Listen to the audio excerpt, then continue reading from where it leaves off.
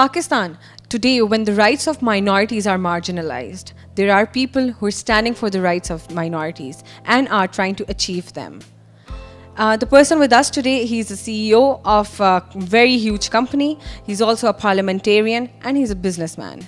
Yes, we're talking about none other than Mr. Bhandara, the CEO of Murree Brewery. Thank you so much, Mr. Bhandara, for coming. Firstly, the thing that you're known for is, there are a lot of things that you're known for, but your parliamentarian role is very important. So what would you say about that as an M&A representing minorities? So what are the roles that you're playing? Well, the role of a minority M&A is to, of course, look after the needs of the minority community, the basic thing. And then, of course, there are many divisions to it, financial. Sometimes it's got to do with infrastructural needs. Sometimes it is a legislative needs which has to be done inside the National Assembly. And I happen to represent the Parsis, the Kalasha in Chitral, the Buddhists, the Baha'is and the Sikhs, because they all form a very small minority. And all these religions have their own respective problems and needs. So yes, I look after them from the National Assembly platform also, and I look after them from the Murree Brewery platform also. Okay, so being an M&A representing government, but I think your own views regarding the minorities and the problems that they're facing and the role of government in it is they're very opposing. So what do you think the government is doing? Well, then the views are not opposing, but to say that the government has done everything for minorities, that would be a wrong statement.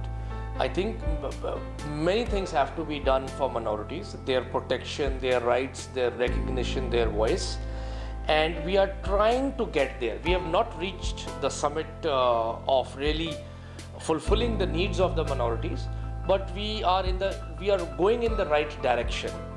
And in order to help, you need funds, you need big funds, and yes, our ministry and the government is alive to the problem. But to say that all problems are finished, there is nothing more to do, that would be a very wrong statement. What is the biggest problem or trouble that you're facing as an M&A for minorities? Well, the biggest problem is in Pakistan, I think, not only for minorities, is intolerance. We see that even in the Muslim society. Even we are looking at the Shia-Sunni relations. They are both Muslims, but I think the tolerance level in what we call bardash, the level of bardash, the level of tolerance has really gone down. If you compare this country, this society, 30 years back, 40 years back, everyone was living peacefully together. My own hometown of Pindi was full of Sikhs and Hindus and Christians and Parsis and Muslims. They were all living peacefully. So I think intolerance is the biggest problem, not only of minorities, of whole of Pakistan. Well, it has a lot to do with what is happening in the world. When a poor, uneducated person sees atrocities being committed in Kashmir or in Palestine or in Chechnya or in Burma, so the indoctrination he gets to take up the arms. For example, I'll give you an example. Our own school system of the primary and the secondary school books that we have in our school curriculum, government school curriculum, they are full of hatred. They are full of teaching hatred for the minorities, and all the textbooks are India-centric. Yes, India is our enemy. There are no two opinions about that. But child's mind is not mature. What we feed in that mind at 4-5 years, it stays over there.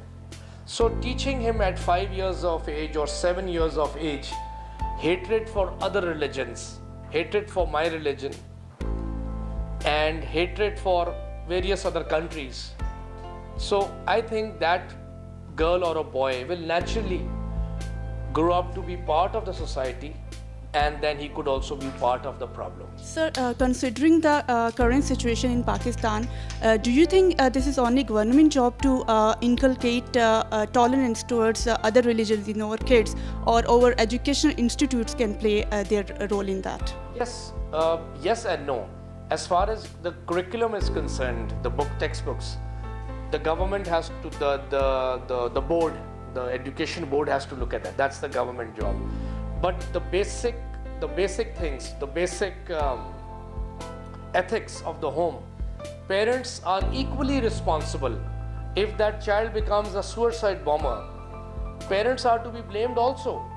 You cannot just say halat kharab the. The parents are to be blamed also. If that boy tomorrow becomes a daku or a chore or a thief, the parents are equally to be blamed. So to answer your question, the government does not have a solution for every individual problem. Sir, being representative of minority group, do you think our government is doing any work to for the rights of the minorities? Well, yes. The government is protecting the minorities to the best ability it can. For example, I've been on many tours with Mia Nawaz Sharif. We have been to mandirs, and he has attended Parsi functions, and recently in January we went to Khatas Raj together in Chakwal district. So I think the visits of any prime minister is a symbolic one, okay? But the real change has to come from your heart. Unless and until, and that heart, no prime minister or no government can put it in you. That thinking, that love, that tolerance, that bardash, that understanding has to come from your education, from your parents, and from your teachers. So now let's get to your business side. So tell us something about your business now. Well, I'm in food and beverage business, and the food and beverage business, touchwood, is doing very good in Pakistan. At one time, Pakistan's lead sector was textile, as we all know. But now, over the last couple of years, I would say that consumer goods, FMCG, food and beverage has really hit the roof, and it is growing. It is not only growing, it is multiplying. I mean, if I put a finger on a figure, I would say about 15 to 20%. The market is growing year on year. And this is all thanks to the government policies also, that people have more money in their pocket today to spend on all these surplus items as soft drinks. Business is good in Pakistan. As you can see, the pro-business policies of PMLN government are compare this government with the previous government of the PPP. Look at the inflation rate, number one. Look at the dollar rupee parity, that is pretty much controlled. Look at the price of not escalating diesel, petrol, atta, sugar, wheat and everything. It's not as jumping as PPP time.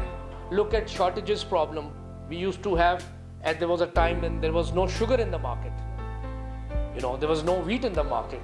So with good policies, we have not yet achieved everything. But if you give us a chance, we should come out of this Panama Gate joke. Let the Prime Minister concentrate on work and everything. So it's all only beverages that you're dealing in? Well, we are also into container supply to various beverage companies. We also make glass bottles for ourselves, also for other companies. So we also do that. We also do mineral water. We also do juices. And our glass factory, our Tops factory, is one of the Pakistan's very first companies. So you're one of the highest tax-paying companies. We are, alhamdulillah, one of the highest taxpayers in Pakistan. And not only us, there are other people also who are diligently, honestly paying their taxes. And I think if we want to make Pakistan a better place for everyone, everyone has to contribute, and everyone has to pay their. See, business has no religion. So, do you think that there are some businesses or some sides of your businesses which are a bit different, and they're not very commonly liked by everybody? So, do you face any problem regarding that? Well, we don't. Yes, you're right. Some of our products are not for Muslims, and we don't encourage them also. Okay, so our clientele is basically non-Muslim, and but of course, juices and water, that's so. Yes, Murree Brewery does make alcoholic products, and it also makes non-alcoholic products. So we are catering to both the segments. So, recently we came to this polo match that was hosted by you, and it was 113th Cup. So, is that initiative by Murree Brewery? Why did you come to this sector? Why? Well, it's not. It's the cup has been there before me. The cup has been there before my family. The cup has been there since 1904. Before Murree Brewery came into our family. So it's a tradition. Since Murree Brewery is a British legacy, so polo is also one of those, like we call it jahez, which comes with the bride. So Murree Brewery has the honor and the tradition of sponsoring Pakistan's oldest polo cup, which you witnessed the other day. So, is there any other sport that you are supporting like this? We also support golf tournaments in Pakistan. And we are trying to focus more on golf now. Of course, polo will remain where it is. And so I think everyone else is supporting cricket and everything. I think golf and polo also needs a sponsor, and I think we'll try to fill in that gap. Lastly, I would want to know your view on Panama leaks. Well, Panama leaks, I think it's wasting a lot of government time.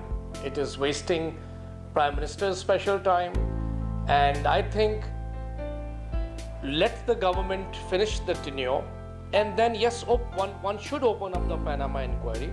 But right now I think we are playing politics with it. Everyone is after Prime Minister's chair.